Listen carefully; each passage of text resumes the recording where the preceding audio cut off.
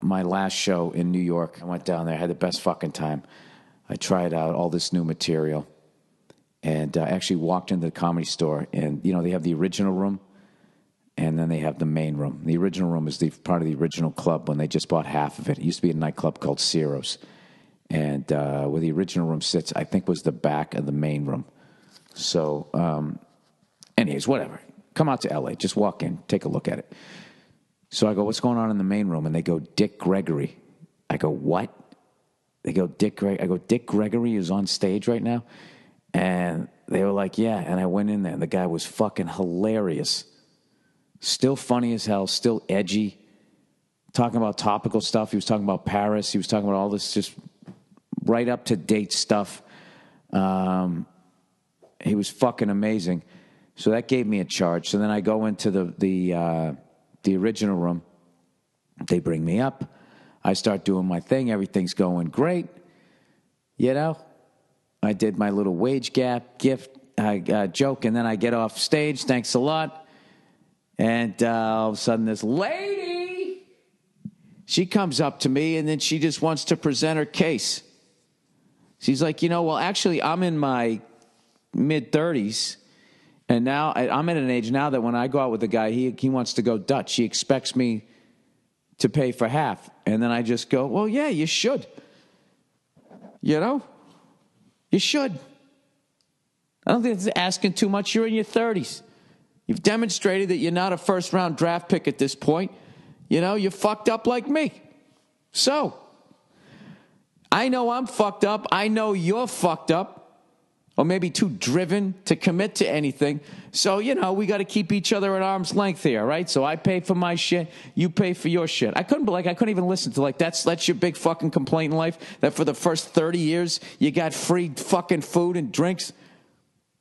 Like as a guy, do you know how far back into my life I got them? They get to live like 8-year-olds. Remember when you were a kid, you just walked around? As a kid, you had no money. You went out with your parents. You had a whole fucking day. You ate. You had drinks. You fucking, not booze, but, got yourself a high C, whatever the hell you had. Went to a ball game, whatever. You never went in your pockets. The life of a kid. You essentially, not like, look, I obviously know women don't just not pay for fucking anything, but I'm just saying that when they get courted, you don't have to pay for shit, generally speaking. Right? So anyway, so she comes up to me, and I just didn't want to fucking hear it, and I made the mistake. I treated her like a guy, and I feel bad. I just gave her shit, and then she was like, oh, you're being mean and everything. I'm like, it's a comedy club. We're comedians. This is what we do.